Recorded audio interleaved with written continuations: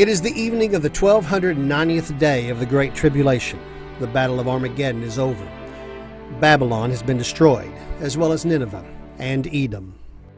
Those living in the stars have been pulled down, and those living at the bottom of the ocean and the sea have been stung by a sea creature for punishment. All those with the mark of the beast, the 666, who gathered in the valley of Armageddon have rotted where they stand. The birds are now helping with the cleanup of all the dead that day. The whole event started sometime after the clouds began to roll in at high noon, and by 6 p.m. the wrath of God was complete, and the light of the sun is shining once again just before setting in the west in its perpetual cycle. In most cases, as the sun would be retreating to the west, darkness would begin to cover Israel, but not on this day.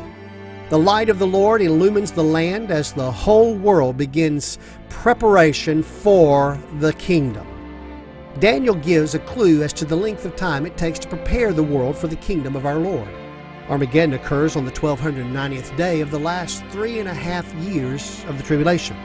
The blessing of the kingdom begins on the 1335th day. The 45-day interlude is used to prepare the kingdom and clean up all the mess left from the battle. Many things need to be done, but the main item on the agenda is the building of the Lord's temple there where Jerusalem was, and setting up the great white throne. When the Lord touched his foot down on the top of the Mount of Olives, the exact place that he ascended from in AD 30, the great earthquake occurred and prepared the new high mountain with a plateau for the temple district. Now the measuring line stretches over this area, and the construction of the temple begins immediately. The Lord allowed Ezekiel to see this temple in a vision back in April of 581 BC. And an angel measured every single part of that temple with a stick that was 10.5 feet long.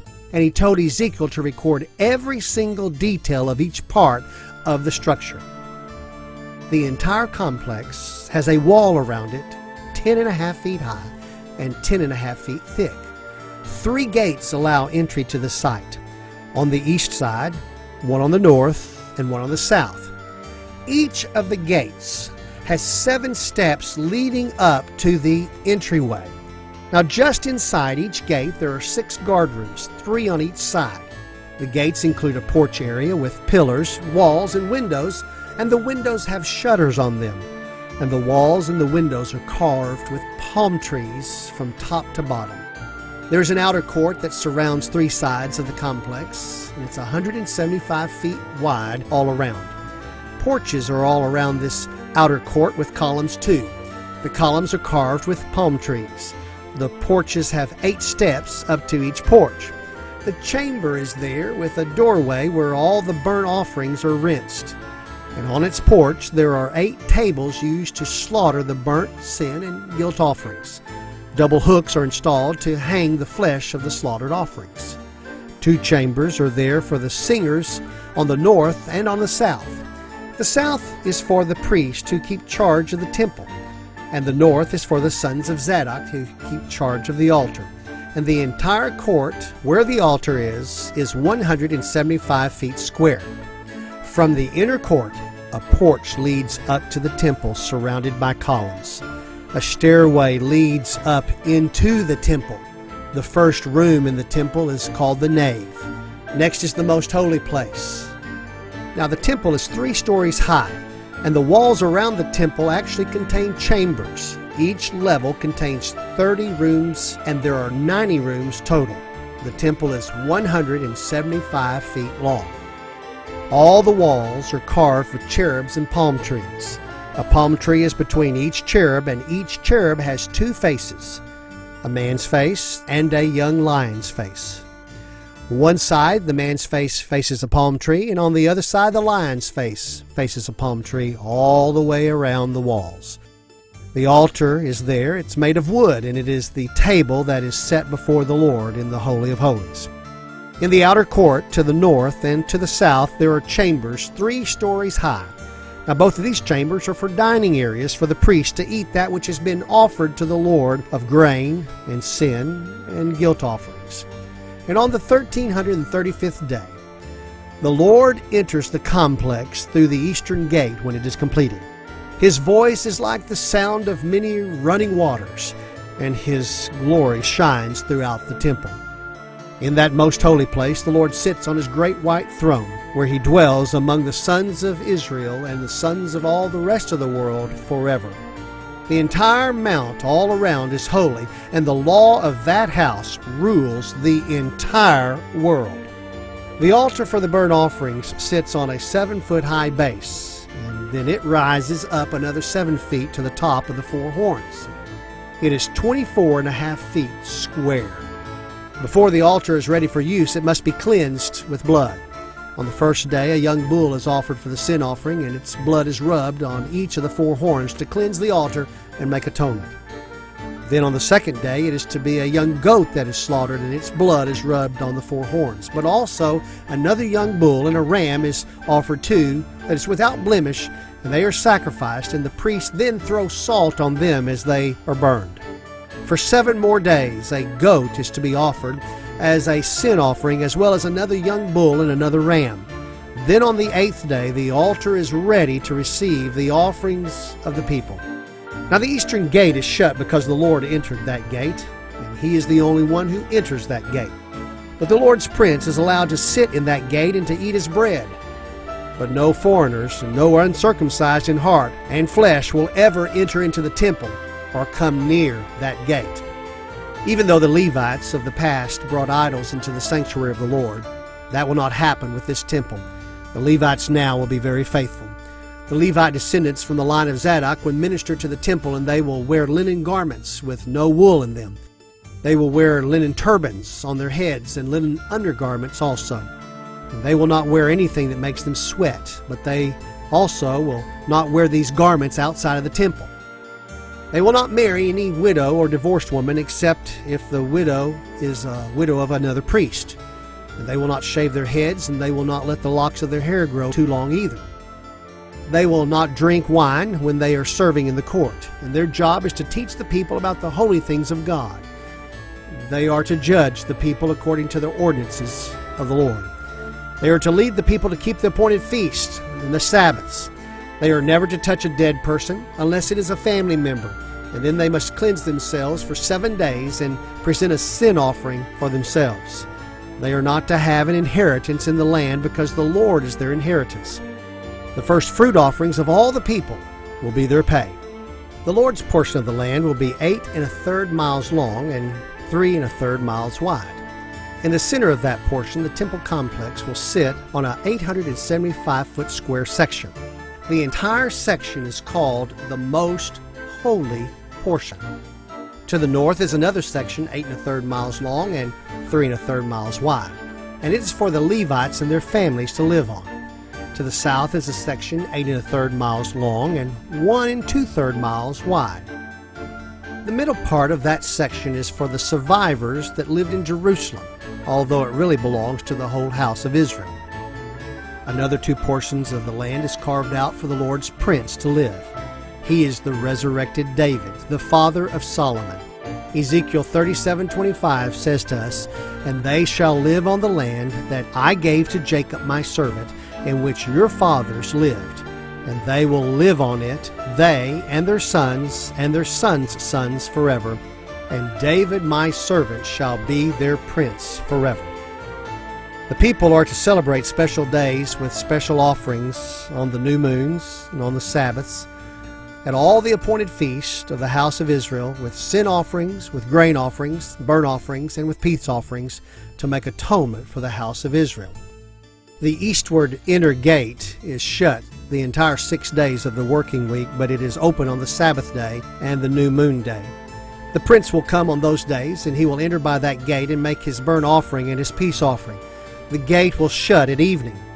His offering will be 6 unblemished lambs and an unblemished ram, as well as a grain offering and a henna of oil. In each of the 4 corners of the complex is a room where the priest boils the guilt offerings and the sin offerings, and they bake the grain offerings into bread. A river flows from the back of the house of the Lord out towards the east on the south side of the altar. It starts as a trickle and runs out 1,750 feet where the water is ankle deep. Another 1,750 feet, the water is knee-deep. Another 1,750 feet, and the water is deep enough to swim in without touching the bottom. The river runs out down through the Arabah and to the Dead Sea, making it fresh water. The river is full of fish and creatures, and everything lives where the river flows. Fishermen stand and fish from En-Gedi down to Iglam, but all the swamps and the marshes in the area are left because of the salt. The trees on the banks of that river bear fruit every month for food, and the leaves can be eaten for healing. The Lord shows Ezekiel the outer boundaries of Israel's land that they will live on from the north to the south and east to the west. Moving from the north south, the land is given to the tribes of Dan, Asher, Naphtali, Manasseh, Ephraim, Reuben, and Judah. Below Judah's land, the Lord's allotment, where the temple sits, is placed. Above the Lord's allotment is that place for the priests and the Levites and the survivors who lived in Jerusalem. Then the two portions are set aside for David and the prince. And under that, continuing south, the land is given to Benjamin, Simeon, Issachar, Zebulun, and Gad. The city's measurement is 1.5 miles square. It has 3 gates on each side. The north gates are named Reuben, Judah, and Levi. The east gates are named Joseph, Benjamin, and Dan. The south gates are named Simeon, Issachar, and Zebulun. The west gates are named Gad, Asher, and Naphtali. And the new name on the city is The Lord is There. The Lord's temple is there. It is now the Lord's home as he dwells among mankind. Who else is there in the city? Well, the Old Testament saints are there, including Moses, David, Daniel, as well as Jeremiah, Samuel, Shadrach, Meshach, Abednego, Jonathan, Joshua, Amos, Obadiah, just to name a few. The New Testament saints are there, including Peter and Paul and the rest of the apostles and the disciples throughout all the church ages. Both the old and the new are robed in their white robes in their transformed spiritual bodies. The tribulation saints are there too, in their transformed spiritual bodies. The 144 Israelites who were sealed by the Lord are there in their earthly bodies. And the 1/3 of the nation of Israel that survived the day of Armageddon are there in their earthly bodies.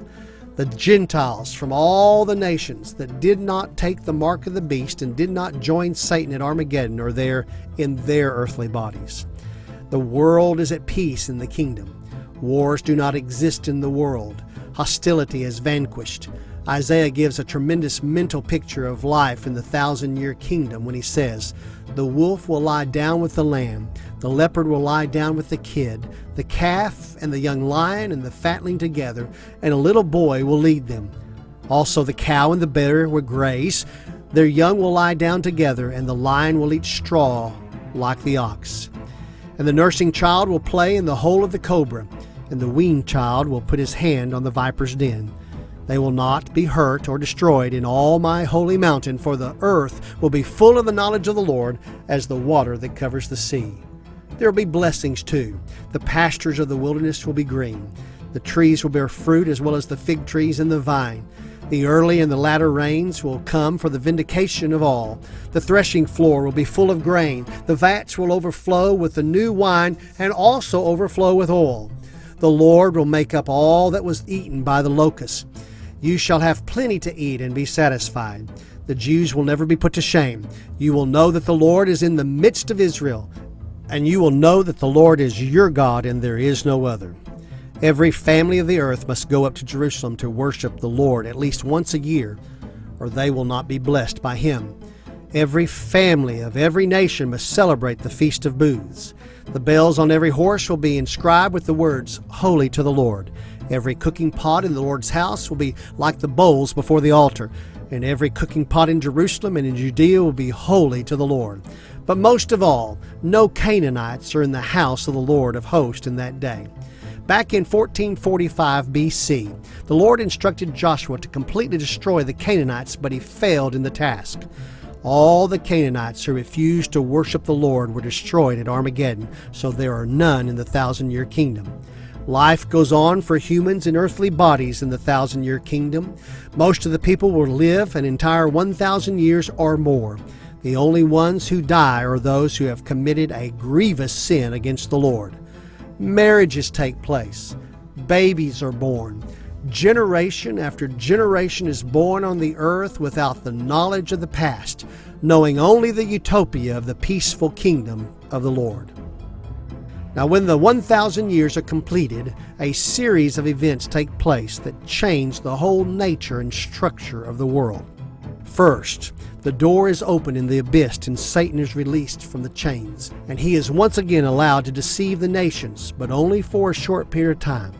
He is even allowed to deceive the people that he fought against in the middle of the tribulation, Gog's people who live up in Magog. And these are the ones who did not take the mark of the beast and follow him. Second, Satan gathers all the new deceivers, the people from all over the kingdom of the Lord, and they are numerous as the sands of the seashore. He gathers them in an army outside of Jerusalem to fight against the Lord, who is reigning on his great white throne. Third, fire comes down from heaven when the Lord calls for it and devours the deceived people on the plain outside of Jerusalem. Satan is grabbed and he is thrown into the lake of fire. He is no longer needed in God's plan. His purpose all along was to lead astray all the people of the world who would not believe in the Lord over the past 8,000 years.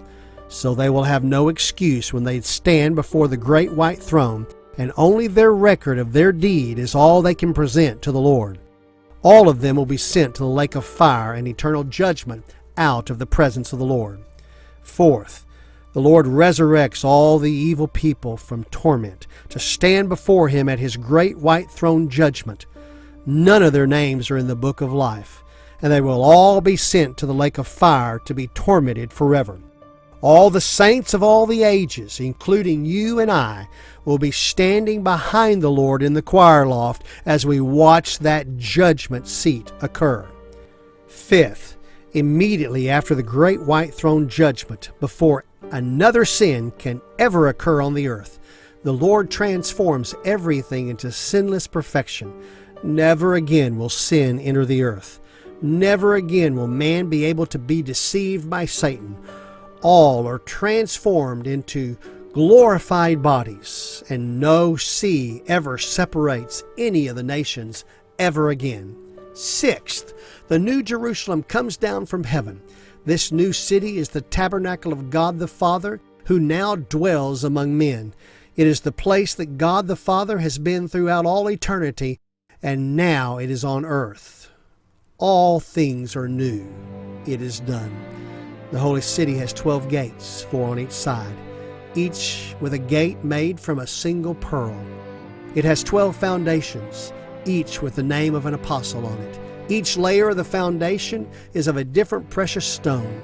That city measures 1,500 miles square and tall and has walls on the beginning layer 216 feet high. A river runs right up to the throne of God, and there are trees on each side of the river that bear 12 kinds of fruit each month. The leaves can be eaten for the healing of the nations, and you can fish in that river and eat manna, as well as the fruit from that beautiful tree of life that was placed in the Garden Eden at the beginning of time for man. People will go and come from this city without fear because there is no evil in the universe. Finally, one prophecy is left to be fulfilled, and Jesus will not leave one thing undone. At that moment, Jesus, lovingly, humbly, loyally, and graciously gathers up everything that belongs to him, that has been given to him by the Father, and he returns it to God the Father, laying it at his feet.